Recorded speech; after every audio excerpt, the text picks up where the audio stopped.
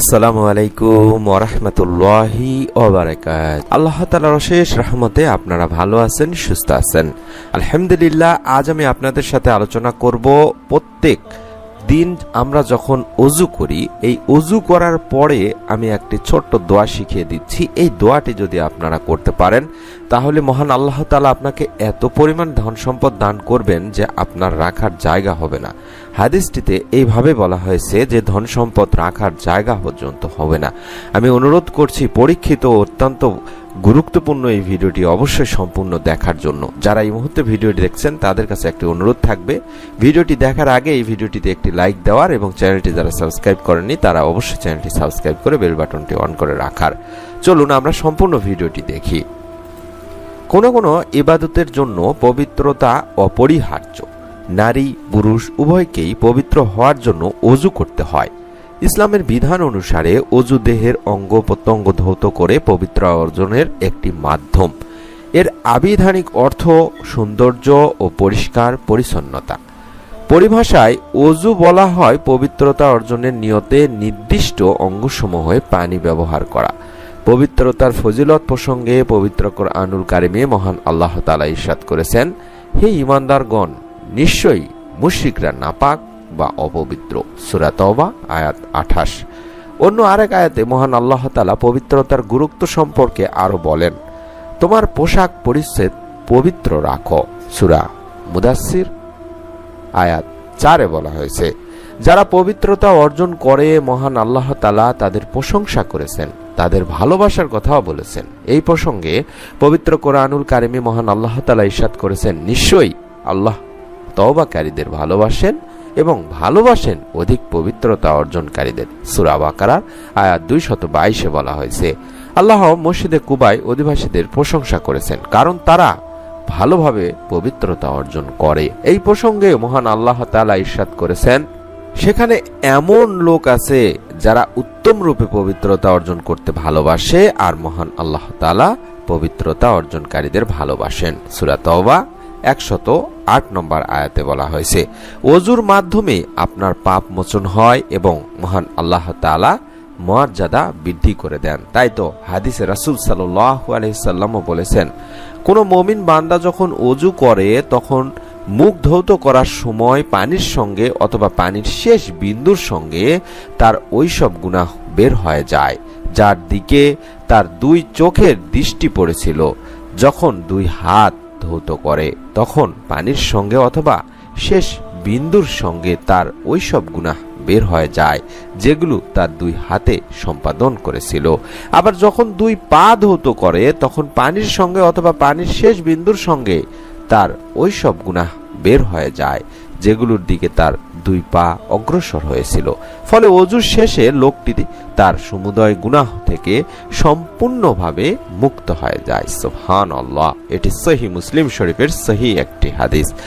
ওযুর আগে এবং পরে কিছু দোয়া রয়েছে, যেই দোয়াগুলো আমাদেরকে অবশ্যই করতে হবে। ওযুর আগে ও পরে এই দোয়াগুলো অত্যন্ত গুরুত্বপূর্ণ, কারণ ইবনে মাজাহ শরীফের 397 নম্বর একটি হাদিসে আল্লাহর রাসূল সাল্লাল্লাহু আলাইহি সাল্লাম নিজে বলেছেন, যে ব্যক্তি ওযু করার আগে দোয়া বলে না সেই ব্যক্তির ওযু হয় না। আমাদের একটি কথা চলন আছে বা প্রচলিত আছে যে জান্নাতের চাবি নামাজ আর নামাজের চাবি হচ্ছে এই ওযু। তাই আমাদের ওযু সম্পূর্ণ না হলে নামাজও সম্পূর্ণ কেমন করে হবে বলুন। নিচে ওযু করার আগে পরে বাংলা উচ্চারণ এবং অর্থ সহ আমি কিছু দোয়া বলে দিচ্ছি, অর্থাৎ ওযু করার আগে ও পরে এই দোয়াগুলো আপনারা পড়বেন। ওযুর আগে ও পরে দোয়ার বাংলা উচ্চারণ হচ্ছে, ওযুর আগে শুধুমাত্র আপনি বিসমিল্লাহ বলবেন, অর্থাৎ আল্লাহর নামে, এবং ওযুর পরে আপনি বলবেন আশহাদু আল্লা ইলাহা ইল্লাল্লাহু আহদাহু লা শারীকা লাহু ওয়া আশহাদু আন্না মুহাম্মাদান আবদুহু ওয়া রাসূলুহু। এই দোয়াটি আপনারা পড়বেন ওযুর পরে।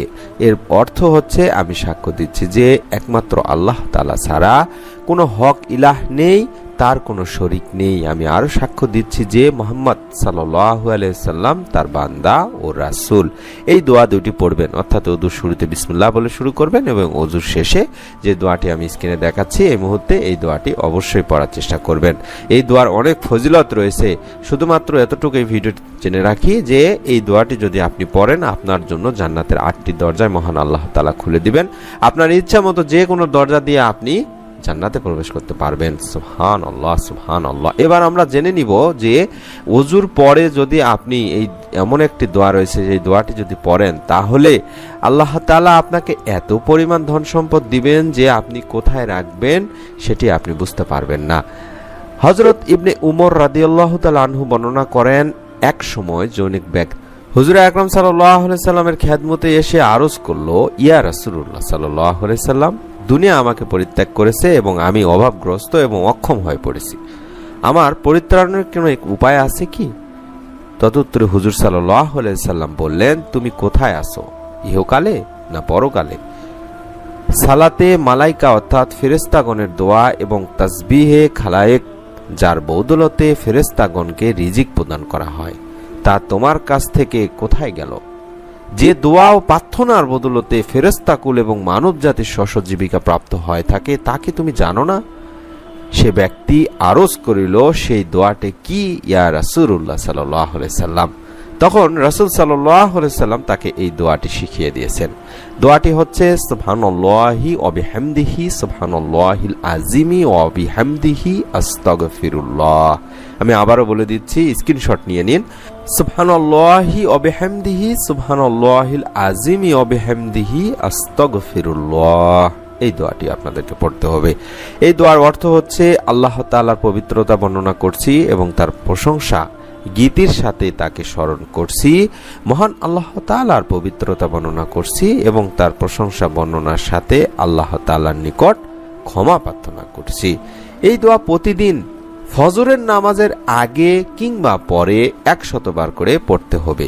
হেঁটে হেঁটে বা এদিকে সেদিকে দুনিয়াবি ধ্যান নিয়ে পড়া যাবে না, বরং এক জায়গায় বসে পড়তে হবে। তাহলে সংসার দুনিয়া আপনা আপনি আপনার দিকে ফিরবে, অর্থাৎ দুনিয়া আপনার কাছে হেয় ও লাঞ্ছিত অবস্থায় ধরা দিবে এবং মহান আল্লাহ তাআলার এক একটি শব্দ হতে এক একজন ফেরেশতা সৃষ্টি করে কিয়ামত দিবস পর্যন্ত তাসবিহ পাঠে নিযুক্ত করে দেবেন। সুবহানাল্লাহ। ও উহার সমুদয় সওয়াব আপনি পাবেন। সুবহানাল্লাহ। অতঃপর লোকটি চলে গেল এবং দীর্ঘদিন পর্যন্ত ফিরে এলো না। এরপর একদিন এসে আরজ করলো, ইয়া রাসূলুল্লাহ সাল্লাল্লাহু আলাইহি সাল্লাম, দুনিয়া আমার কাছে এত বেশি পরিমাণে এসেছে যে তাকে কোথায় রাখবো আমি জানি না। সুবহানাল্লাহ, সুবহানাল্লাহ। অর্থাৎ আপনারা যে দোয়াটি আমি স্ক্রিনে এখনো দেখাই দিচ্ছি, এই দোয়াটি প্রত্যেকদিন ফজরের ফরজ নামাজের আগে কিংবা পরে আপনারা 100 বার করে পড়বেন।